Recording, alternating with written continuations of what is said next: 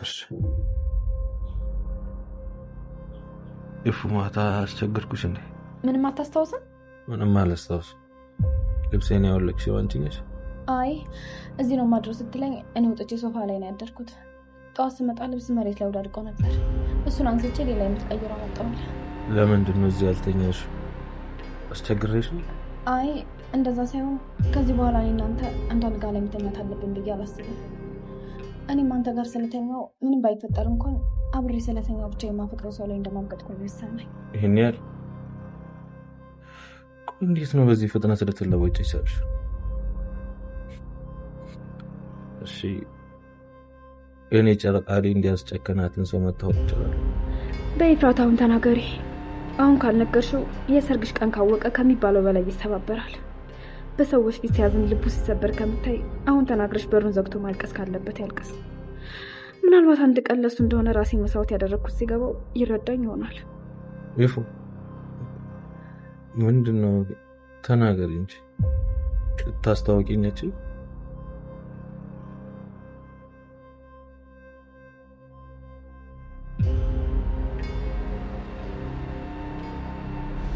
ኤፍራታ ለናታን ድንግልናዋን በስተመጨረሻም ሰጥታዋለች።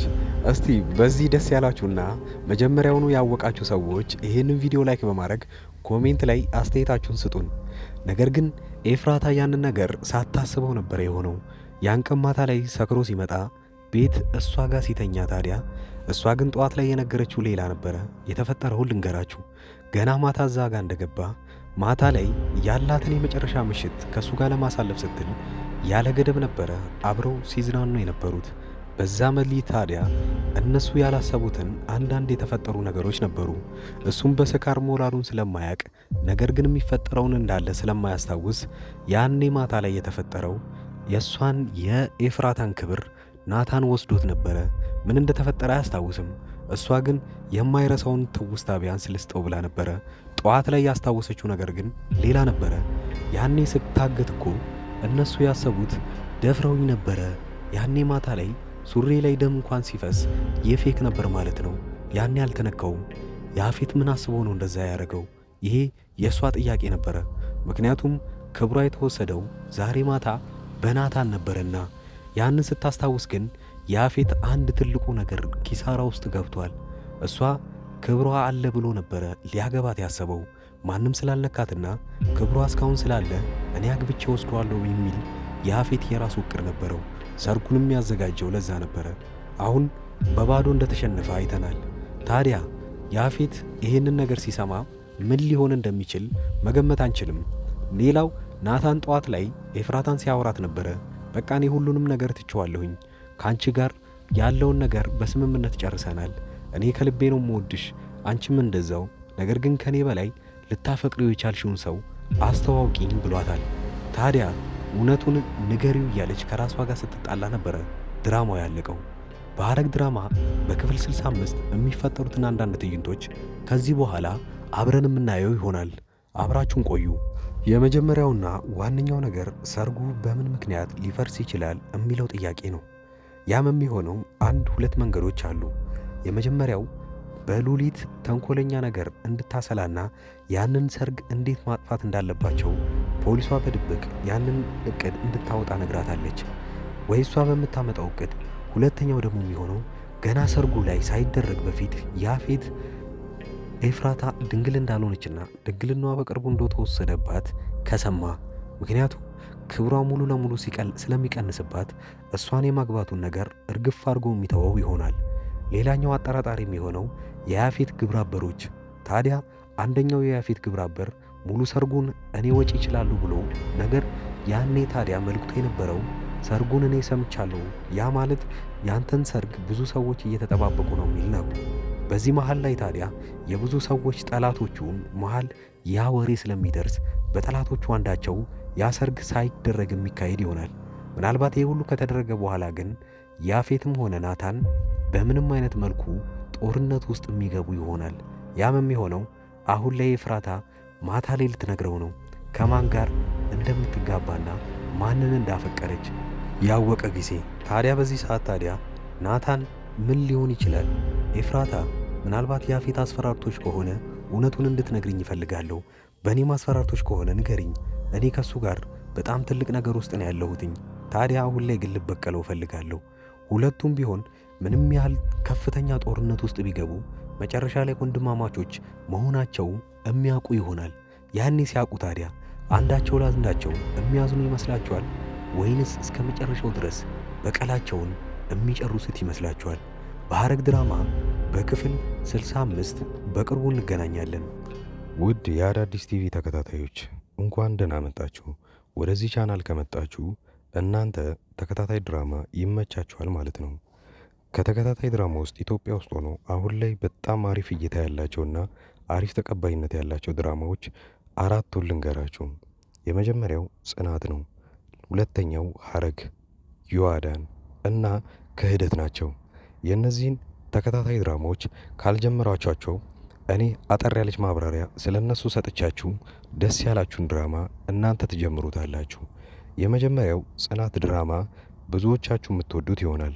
ምክንያቱም ምናልባት ከአረብ ሀገር ሆናችሁ የምታዩ ሰዎች ካላችሁ ይሄ ድራማ ለእናንተ ነው። ጽናት ከሀገር ቤት ወደ ከተማ ትመጣና ወደ ውጪ እስክትሄድ ድረስ አንድ ቤት ውስጥ ተቀጥራ እየሰራች ነው። ታዲያ የቀጠሮ ቀኗን ወይንም የበረራ ቀኗን እየጠበቀችና ብዙ ክፍያ ካደረገች በኋላ ያንን ስትጠባበቅ እዛ ሰራተኝነት የተቀጠረችበት ቤት ውስጥ እየሰራች እያለ አንድ ትልቅ ነገር ይፈጠራል። ከአሰሪው ልጅ ጋር ግንኙነት ትጀምርና ብዙም ሳይቆይ ነገሮቹ ይበላሻሉ። በዚሁ ላይ የሚያጠነጥን ፊልም ነው። ሁለተኛው ሐረግ ድራማ ላይ ሁለት በትንንሽነታቸው የሚታወቁ በአባት አንድ የሆኑ ወንድማማቾች ነገር ግን ካደጉ በኋላ በጣም ትልቅ ጠላት ሆነው እዛ ላይ የምናየውን ነገር አብረን እናያለን። ፍቅረኛ ይነጣጠቃሉ፣ ንብረት ይነጣጠቃሉ። ነገር ግን ወንድማማቾች እንደሆኑ አያውቁም። ሐረግ ድራማ እዚህ ነገር ላይ ነው የሚያጠነጥነው። ዮአዳን አንዲት ምስኪን ሴት በባህል ሀብቶችና በትልልቅ ሰዎች የእሷ የሆነን ነገር ለመንጠቅ ሲሞክሩና እሷ ግን ብልጠትነቷን ከነሱ በላይ የምታሳየቸው ፊልምና ብዙ ታሪኮች ያሉበት አሪፍ ድራማ ነው። ሌላኛው ክህደት ነው። ክህደት የሚለው ፊልም አሁን ላይ በጣም አሪፍ እየታየ ያለ ነው። ክህደት አንድ ጓደኛውን በጣም የሚወዱት ሁለት ጓደኞች አሏቸው። ታዲያ በዚህ ጊዜ ጓደኛው የልቤ ጓደኛ ናቸው ብሎ ለእነሱም ማያረገው ነገር የለም። ብዙ ነገር አድርጎላቸዋል። ነገር ግን ትንሽ እንደቆየ ይታመምና በጣም እርዳታ ሲፈልግ ከጓደኞቹ የሚጠብቀውን እርዳታ ሳያገኝ ይቀርና ይልቁኑ በዛኑ ልክ ይጠቀሙበታል። ይሄኔ ታዲያ እሱ ካወቀ በኋላ ምንን ማድረግ እንዳለበትና እንዴት ከነዚህ ጓደኞች ሊበቀል እንደሚችል የሚያሳይ አሪፍ ፊልም ነው። አሪፍ ጥራትና አሪፍ ኳሊቲ ተደርጎበት ካራክተሮችም በጣም አሪፍ የሆኑና የሚያጓጓ ፊልም ሐረግና ክህደት ናቸው። ሁለቱ ፊልሞች ምንም አይነት ንዝናዜ ምናምን ሳይበዛባቸው ወሬም ሳይኖራቸው ቀጥታ ምንም አይናችሁን ሳትነቅሉ የምታዩት ፊልም ነው። ሌላኛው ጽናት የሚለው ፊልም ታሪኩ አሪፍ ሆኖ ነገር ግን ብዙ ወሬዎች ስለሚበዙበት ምናልባት ፊልሙ ሊሰለቻችሁ ይችላል። ነገር ግን ፊልሙ እንደዛ የሚሰለቻችሁ ከሆነ እኔ በየጊዜው የእያንዳንዱን ክፍሎች እንደዚሁ አይነት በትረካ መልክና እናንተን ለጥያቄ ያተሳተፈ ለመልስም አስተያየት እንደሰጡበት አድርጌ አንዳንድ ቪዲዮ ለእያንዳንዱ ክፍል እሰራለሁ። ዮአዳን ድራማ ብዙ ሰዎቹ ስትጀምሩት በጣም አሪፍ ድራማ ነበረ። እስከ ክፍል 40ና እስከ ክፍል 45 ያለውን ድረስ ብዙዎቻችሁ በጣም አሪፍ አድርጋችሁ ስታዩት ነበረ። ከክፍል 45 በኋላ የዳይሬክተሩ አቅጣጫ ፊልሙን ስለቀየረው ብዙዎቻችሁ ጠልታችሁትና የጥንቆላ ስነ ስርዓትን እያስገባችሁበት እኛ ከዚህ ምን መማር አለብን የሚለውን ካያችሁ በኋላ ለተከታታይ 2 ሳምንታት ፊልሙ ሳይለቀቅ ስለቆየ ረስተውት በዛው ትታችሁት ነበረ። ነገር ግን አሁን ተመልሳችሁ እንድታዩበት እምመክራችሁ አንድ ነገር አለ። ዮአዳን ድራማ ላይ አሁን ዮአዳንና ሳሚ ፍቅረኛሞች ሆነዋል። እዛ ቤት ውስጥ ያለ ወላጅ እየኖሩ ነው ያሉት።